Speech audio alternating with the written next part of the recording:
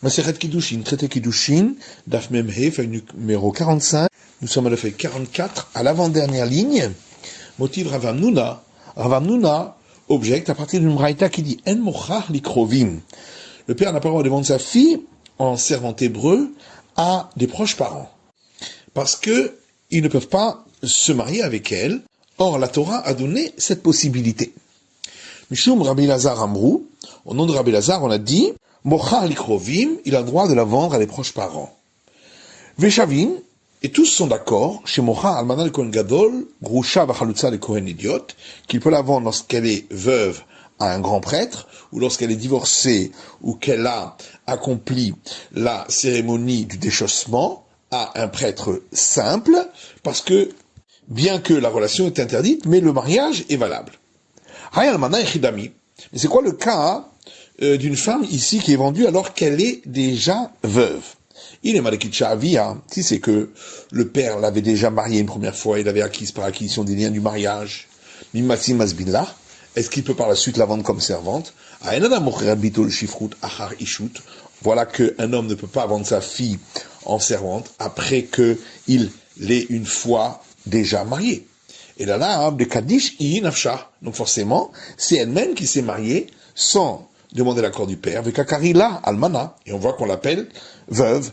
Et c'est donc une objection pour celui qui dit que le mariage est pour sûr non valable. Amar Avram dit, Amar Ravitzrak, au nom de Ravitzrak, Ahab Kiddushé Yeroud. Ici, on parle d'un cas où elle s'était mariée une première fois, alors qu'elle était servante, à son maître ou au fils de son maître.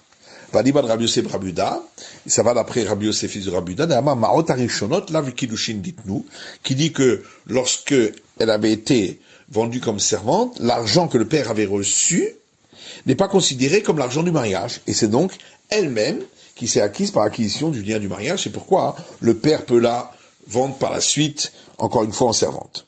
Il y a un enseignement qui dit, Met, si le mari qui avait acquis une mineure en acquisition des liens du mariage, sans demander l'autorisation au père, est ensuite mort, Venafla lifne achiv le yiboum, et elle se trouve donc en situation de lévira avec le frère du mari défunt.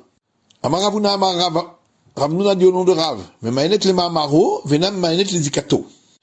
Elle peut dénoncer l'acte de mariage que le beau-frère contracterait avec elle, mais elle ne peut pas dénoncer le lien de Lévira qu'elle doit avoir avec lui.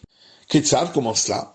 Asaba Mama, si le beau-frère l'a acquise par acquisition des liens du mariage, si Chaget, elle aura besoin d'un acte de divorce, ou Tzricha Chalitza, et également d'accomplir la cérémonie de déchaussement, ou Tzricha Mioun, et également de dénoncer l'acte de mariage en question. Il faudra un acte de divorce parce que peut-être que le père aurait accepté le mariage qu'elle a contracté avec ce second-là. Elle aura besoin d'accomplir la cérémonie de déchaussement parce que peut-être que le père avait accepté le premier mariage qu'elle avait eu avec donc le frère qui est mort. Et elle a besoin de dénoncer l'acte de mariage, parce que peut-être que le père n'avait accepté ni le premier mariage ni le second, et les gens risqueraient de dire que le second mariage était valable, et que s'il se mariait par la suite avec sa sœur de cette femme, le mariage ne serait pas valable. Ce qui est faux, parce que peut-être que le second mariage n'était pas valable, et le mariage avec sa sœur est valable. Lo asaba ma'amar, et s'il ne l'avait pas acquise par acquisition du mariage, elle n'aura besoin que d'accomplir la cérémonie du déchaussement. Mayamar, parce que quel est le problème? Est-ce que tu vas dire que il faudrait également dénoncer le mariage chez Mayomro en Kiddushin Tovsin Bachota, de peur que les gens disent que le mariage serait pas valable avec la sœur? À quoi le dit Machot Chalutza des Rabbanan? Mais non, parce que tout le monde sait que la sœur d'une femme avec laquelle on a accompli la cérémonie de déchaussement n'est qu'un interdit des sages et que le mariage est valable. Damar Resh Lakish, comme Resh Lakish a dit, Kanshana Rebi, ici, dans un enseignement qu'on a vu par ailleurs, Rebi nous a enseigné, Achot Grusha Midoraita, la sœur de sa divorcée est un interdit de la Torah, le mariage n'est pas valable. Achot Halutza Milivre Sofrim, mais la sœur d'une femme avec laquelle on a accompli la cérémonie de déchaussement n'est interdite que d'ordre rabbinique, et donc le mariage est valide.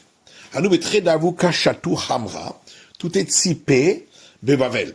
Il y avait deux personnes qui buvaient du vin sous des peupliers à Babylone. Shekal had minayhu kasa de hamra. L'un d'eux a pris un verre de vin. Yahavle le chaver, il a donné à l'autre. Amam ikdeshali berater lebri. Il lui a dit que ta fille soit acquise par acquisition des liens du mariage par cette coupe à mon fils. Ravina dit, même d'après celui qui dit, dans le cas précédent, que lorsque la fille a été acquise par l'acquisition du mariage, alors qu'elle était mineure, sans avoir demandé l'avis au père, on dit peut-être le père était, oui, d'accord. Mais on dit pas que le fils serait d'accord du mariage que le père aurait fait pour lui. Après les Rabbanan et Ravina, les sages ont dit à Ravina, Vedilma Shliach Chavier. Peut-être que le fils avait nommé le père émissaire pour le marier. Et on répond, la Khatifini, je Chavier la voix Shliach. Un homme n'a pas cette effronterie de nommer son père messager pour le marier. Vedilma Artsouye Artsiye Kame. Et on pose la question, peut-être que le père lui a proposé cela. Et dans ce cas-là, c'est pas une effronterie de lui demander de le faire. Amar le Rabba Bar Shimi lui a dit, Ferouch Amarmar, j'ai entendu directement du maître, c'est-à-dire Ravina, de le savoir les Rav Shmuel, qui n'était pas d'accord avec l'enseignement de Rav Shmuel, qui disait qu'on craint que le père serait d'accord avec le mariage de la fille. Et donc à plus forte raison que le fils, on ne craint pas qu'il est d'accord du mariage qu'a fait le père. Ahou Gavra, il y a une fois un homme de Kadish, Bekisha de Yarka, Beshuka, qui a acquis une femme par lien d'acquisition du mariage, avec une mineure, en lui donnant une botte de légumes, et sans avoir demandé l'autorisation au père, et c'était dans la rue. Ravina dit, même d'après celui qui dit qu'on craint que peut-être que le père aurait été d'accord, anémilé des kavod. Ça c'est seulement lorsque le mariage a eu lieu de manière honorable. Aval der bizayon, mais quand ça a été fait avec légèreté comme ici, c'est sûr que on craint pas que le père ait été d'accord. Amalé Ravacha midifti de Ravina, Ravacha de difti dia Ravina, bizayon de maï. En quoi c'est de la légèreté? Ibizayon de Yarka, est-ce que c'est de la légèreté parce que ça a été fait avec une botte de légumes? Ibizayon de Shuka, ou est-ce qu'on dit que c'est de la légèreté parce que ça a été fait dans la rue? Nafkamina de Kadish bekaspa beshuka. Et donc, ça ferait une différence dans le cas où il se serait marié avec elle avec de l'argent dans la rue. Ou bien avec une botte de légumes, mais dans une maison. Alors, qu'est-ce qu'il en est? Il lui a dit, l'un et l'autre, c'est considéré comme de la légèreté. Une fois, le père a dit, je vais marier ma fille avec un de mes proches. Veyamra, et la mère a dit, Likreva, à un de ses proches, à elle. Kafté, et elle a insisté, jusqu'à ce que le père a dit qu'elle se marie avec le proche parent de ma femme. Alors qu'ils étaient en train de manger et boire en l'honneur de ce futur mariage, Atak Révé est venu le proche parent du mari, Igra, il était à l'étage, Kitcha, et il a donné l'acte de mariage à cette fille. Marabaye a dit Ketiv, c'est écrit dans le livre de Tzfania, Chérit Israël Yasu Avla, les restes des enfants d'Israël ne feront pas d'iniquité, Veloï Dabrou Kazav, et ils ne diront pas des promesses en vain. Et donc, puisque le père l'avait promise aux proches parents de sa femme, il n'accepterait donc pas un tel mariage, et donc le mariage n'est pas valable. Rava Amar, alors que Rava dit Chazaken Adam Torah Bis'ouda ou Mafsida, que la raison pour laquelle elle n'est pas mariée avec celui-là, c'est parce que on a une présomption qu'un homme ne prépare pas un si grand repas pour ce mariage avec le proche parent de sa femme, et en fin de compte, perdre ce repas puisqu'elle s'est pas mariée avec lui. Maï Benayou, quelle est la différence entre les deux explications? Ika Benayou de l'Otarach. La différence serait dans le cas où il n'avait pas préparé ce grand repas. Autre cas, si la fille s'est mariée avec un homme alors qui était mineur, avec l'autorisation du père. Ensuite, le père est parti à l'étranger, et elle est passée sous le dénuptial et entrée dans la maison du mari. Rav dit, elle peut manger du prélèvement au prêtre jusqu'à ce que le père vienne et qu'il dénonce ce mariage. Ravasi Amar, Ravasi dit, Ena ochelet, elle ne peut pas manger du prélèvement au prêtre, dans le cas où le mari est un prêtre. De peur que quand le père revienne, il dénonce ce mariage. Et en fin de compte, elle n'était pas encore mariée avec un prêtre, elle aura mangé du prélèvement au prêtre. Il y a eu un cas, et Rav a tenu compte de l'opinion de Ravasi, il a interdit qu'elle mange du prélèvement au prêtre. Rav Shmuel bar Rav Yitzhak dit, au mot des Rav est d'accord, chez Imeta, que si après cela, la femme meurt, Eno Yorsha, le mari ne pourra pas hériter des biens de sa femme. Pourquoi? Étant donné qu'il y a un doute, eh bien, on considère que les biens sont chez qui ils se trouvent à présent, c'est-à-dire dans la famille de la femme. Si elle s'était mariée, avait reçu l'acquisition des biens du mariage avec l'accord du père, ensuite elle était passée sous le dénuptial sans demander l'accord au père. Kan Ravuna Amar, dans ce cas-là, Ravuna dit, Eina ochelet, elle ne mangera pas du prélèvement au prêtre. Rav Yirmiyah bar Abba Amar, et Rav Yirmiyah bar Abba dit, ochelet, elle mangera du prélèvement au prêtre. Ravuna Amar Eina ochelet, Ravuna dit qu'elle n'en mangera pas. Va filou le Rav, car même d'après Rav de Amar ochelet, qui a dit dans le cas précédent qu'elle en mangeait, Atamou de l'aïté les Rav.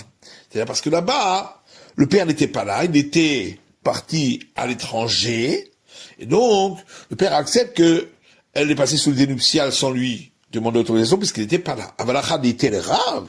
Mais là, où le père était là, le fait qu'il s'est tu, qu'il n'ait rien dit, c'est parce qu'au contraire, il était en colère. Alors que Rav Yirmiyah bar Abba dit, dans le deuxième cas, elle peut en manger du prélèvement prêtre. Et même d'après Ravasi qui avait dit dans le cas précédent qu'elle ne pouvait pas, parce que là-bas on craint que lorsque le père reviendra, il dénoncera le mariage. Mais ici, puisque le père était donc au courant, puisqu'il était là et il s'est tu, c'est une preuve qu'il a accepté. Autre cas, si elle avait reçu une acquisition du mariage sans demander l'avis au père, et ensuite, elle était passée sous le dénuptial, encore une fois, sans demander l'avis au père. Kan, Ravuna ma ochelet, Rav Yirmiyah bar Abba ena ochelet. Dans ce cas-là, Ravuna dit qu'elle mangera du prélèvement au prêtre, si le mari était un prêtre, et Rav Yirmiyah bar Abba dit qu'elle ne mangera pas. Amarula ad Ravuna, on l'a dit, ce qu'a dit Ravuna, que chometz leshinaim, ou ka'ashan enaim, c'est comme c'est écrit dans les proverbes, que c'est comme du vinaigre pour les dents et comme de la fumée pour les yeux, ça veut dire on n'arrive pas à comprendre. Hashta.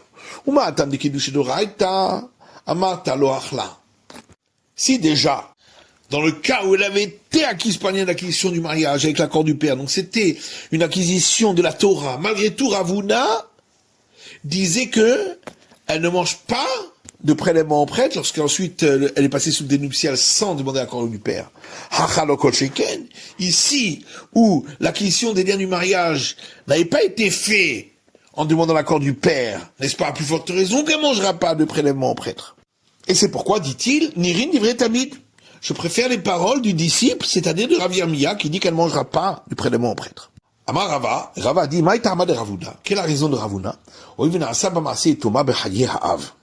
Puisqu'elle a été acquise par acquisition du mariage, et ensuite elle est passée sous le dénuptial, sans demander l'avis du père, c'est comme si elle s'est conduite comme une orpheline du vivant du père, et donc, si le père n'était pas d'accord, c'est sûr qu'il aurait marqué sa désapprobation. Puisqu'il n'a rien dit, c'est donc qu'il était d'accord, et c'est pourquoi elle pourra manger du prélèvement au prêtre. C'est la fin de l'étude du Daf Memhe de la feuille numéro 45.